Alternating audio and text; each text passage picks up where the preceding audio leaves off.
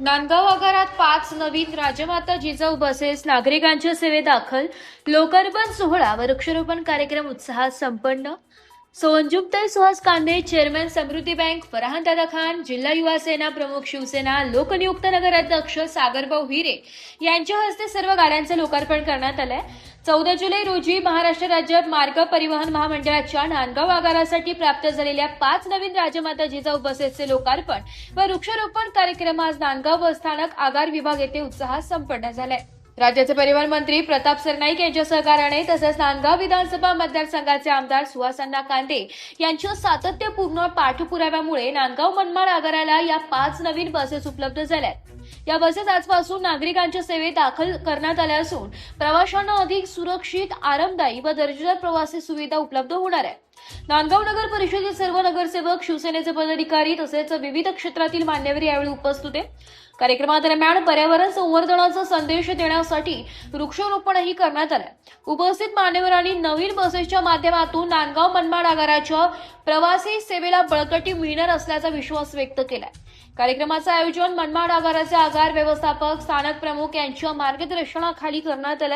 यावेळी एसटी महामंडळाचे अधिकारी, कर्मचारी, लोकप्रतिनिधी आणि मोठ्या संख्येने उपस्थित नागरिक उपस्थित होते। माननीय मंत्री, परिवहन मंत्री प्रतापजी सरनाईक यांचं मनापासून धन्यवाद की त्यांनी अण्णांच्या शब्दाला मान देऊन मनमाड बस डेपो आणि नांदगाव बस डेपो दोघांनाही 5-5 बसेसची ही जी आम्हाला भेट दिलेली आहे त्याबद्दल त्यांचे मनस्वी धन्यवाद, आभार मानतो। सर्वात महत्त्वाचं, आमची एसटी महामंडळाची परिस्थिती अतिशय नाजूक आहे।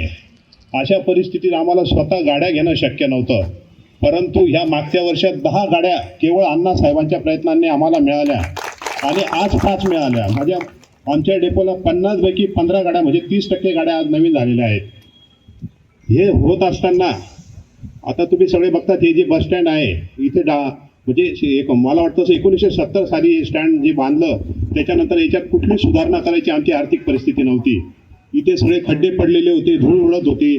आमच्यात स्टँडवर रोज 8000 प्रवासी येतात, त्याच्यात 5000 विद्यार्थी असतात। ती धूळ उडून सर्वांचं आरोग्य वगैरे याच्यावर परिणाम होत होता। परंतु माननीय अण्णासाहेब कांदेंच्या माध्यमातून त्यांच्या विशेष प्रयत्नांनी आमचं बस स्टँड आणि डेपो याचं पूर्ण कॉन्क्रिटीकरण झालं। मला वाटतं साधारण ते 5.5 ते 6 कोटीचं काम होतं की जे आमच्या एसटी महामंडळाकडनं कुठल्याच परिस्थितीत शक्य नव्हतं। आणि आता लवकरच ह्या 5 ह्या ज्या गाड्या आल्या याच्यातल्या अजून 5 आणि इलेक्ट्रिक 22 गाड्या अण्णांच्या प्रयत्नांनी लवकरच आपल्याला मिळणार आहेत। आज या ठिकाणी आपण सर्व आलात हे सर्वांचं मी आपल्या एसटी आगारातर्फे, प्रशासनातर्फे आभार मानतो आणि थांबतो। जय हिंद, जय महाराष्ट्र। एस मराठी न्यूज साठी जिल्हा प्रतिनिधी विजय बडोदे, नांदगाव।